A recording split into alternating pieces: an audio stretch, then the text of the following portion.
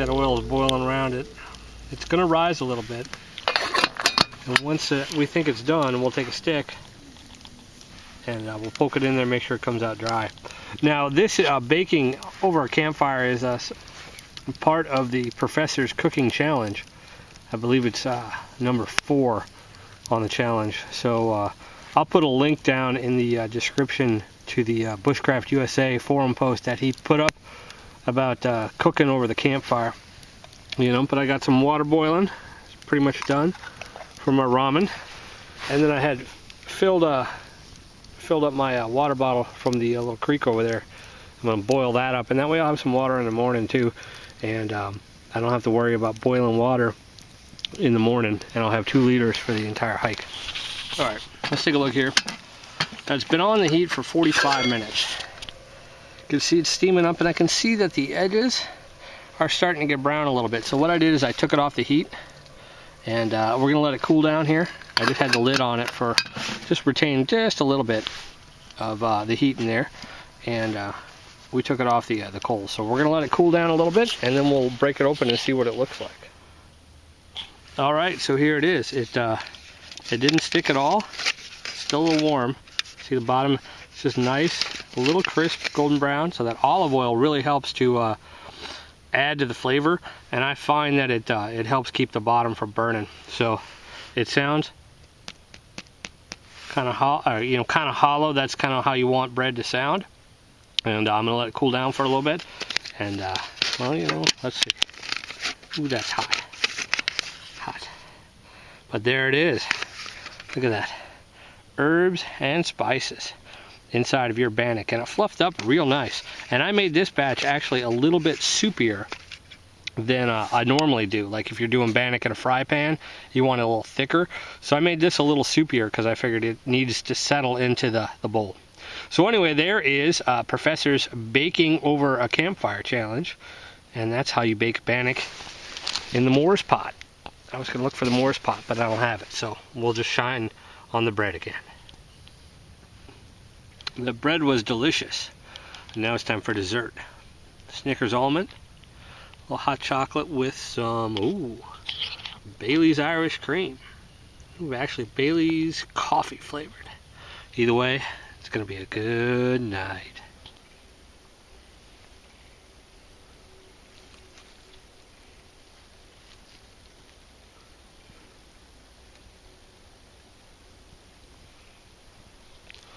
It's about 7:20 in the morning, and I slept all right. The pitch got a little loose during the night. You can see, kind of came in. So, I mean, it wasn't bad. Coyotes kept me up quite a bit last night, but I think I definitely need to work on a better pitch for the rectangle tarp. I don't know. There's something to be said, I guess, about a square tarp. But we're gonna get some breakfast going because it's kind of cold. It's 30 degrees.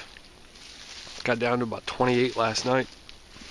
So I was warm inside my sleeping bag, or my quilt actually, sleeping quilt. So no issues there, but let's get some food.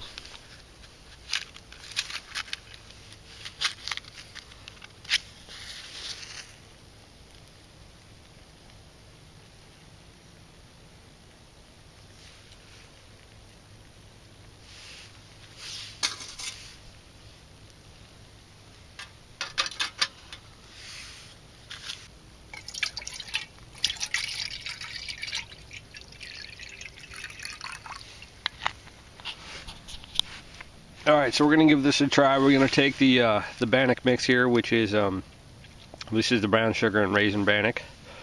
This is the lid from my Snow Peak 900 titanium set. We're going to use that as a skillet on top of the Esbit stove and see if we can't fry up a little bit of this bannock here. So we're going to put some oil in the pan, mix the bannock up, and then I brought plenty of tablets, but I think what we'll do is we'll put a 14 gram on there and see how long that lasts. So there you go, my olive oil was kind of frozen, so I had to warm it up a little bit, but we're getting there. We'll see what happens. The heat might be too much, I don't know. I've never skillet cooked anything on a Esbit stove, so. Well, it's a bust. You can see already that it's burning on the bottom there.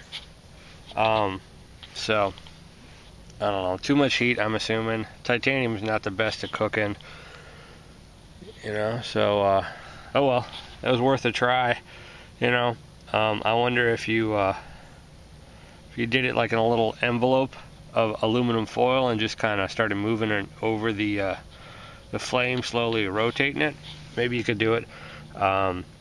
Or perhaps on a Trangia with like a simmer ring or something like that.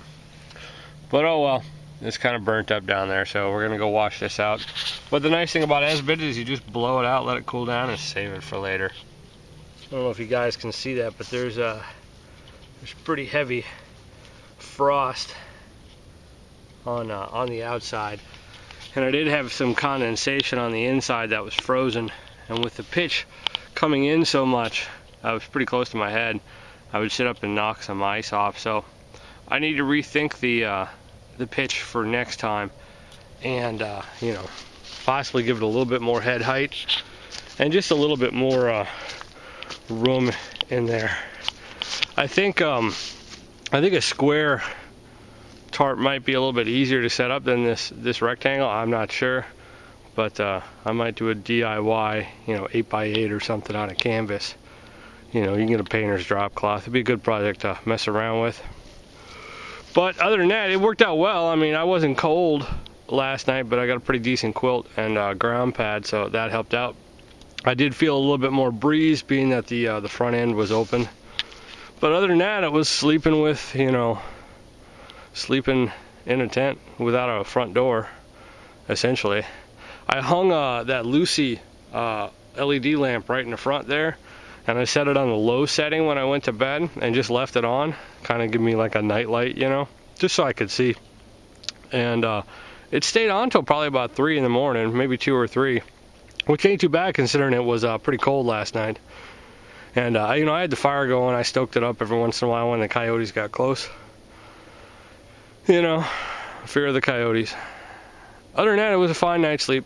So the tarp is definitely useful, but we're gonna take it down and get on the trail. So if you go up over this rise and around the corner, that's where the campsite is. We're just getting rolling here. I'm down here by this creek, and you can see down there in the snow, those are prints. I'm gonna assume the coyotes. This is the area where I thought they were last night. I mean, just around the corner. You know, I've never had a problem with them, but you know, they're kind of freaky. Man, I don't like coyotes. They're freaky deaky, man. So what we're doing today is we're heading back to the car, and we're gonna do the other half of the southern loop. So we're gonna go meet up with the southern loop, and then we'll cruise around on the bottom half, and that way that whole loop will be completed. We won't hit the bluff today, but try to hit. There's a couple side trails that I might try to hit as well, just to you know, just to hit it. Trying to see, that must be my footprints from last night. Yeah, tracking myself. The ground has gone back to being frozen. You can see yesterday that it was pretty muddy, and so the places where the horse have chewed up the trail, like this right here, becomes very rugged, and as it's uneven, I'm sure it'll thaw out within an hour or two and then be back to mud. Since I burnt my breakfast, I figured I'll try one of these Cliff Bars. This is the iced gingerbread flavor. I have not tried it yet, and they come out around the holidays, so I stocked up a little bit. But it's made with organic oats and molasses. There you go. Nutrition. I don't know if you guys could see that. This is a section in the bottomlands on connector 4 before you go up the big hill to the conservation core camp. And I mean, it is just destroyed. It is heavy pitted, and you can see, I mean, it makes for cool ice sculptures, but it's rough walking, you know. If it's muddy, Leave the horse home.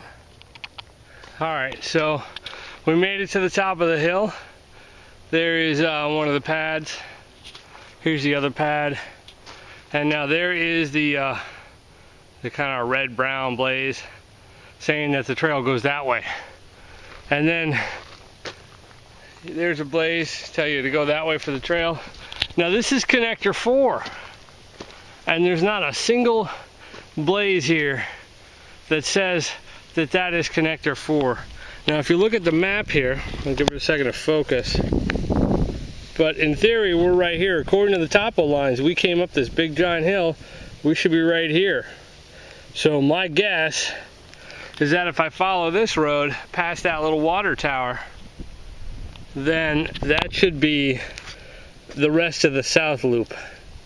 And come around over here towards Hamilton Hollow Trail, and then these little connectors. So the south loop's going to come up here, and then briefly connect with connector 1, and then come back down towards the parking lot. So I'm going to venture off that direction, and if I get lost, well, I'll send them a note and tell them they need to reblaze this. Apologies for the wind. It's picking up a little bit, and there's some clouds in the sky, although I don't think it's going to rain. It's not supposed to, but it's a pretty nice day. I'm guessing this was the main house, and then this was the privy, perhaps. And then there's this water tower back over here.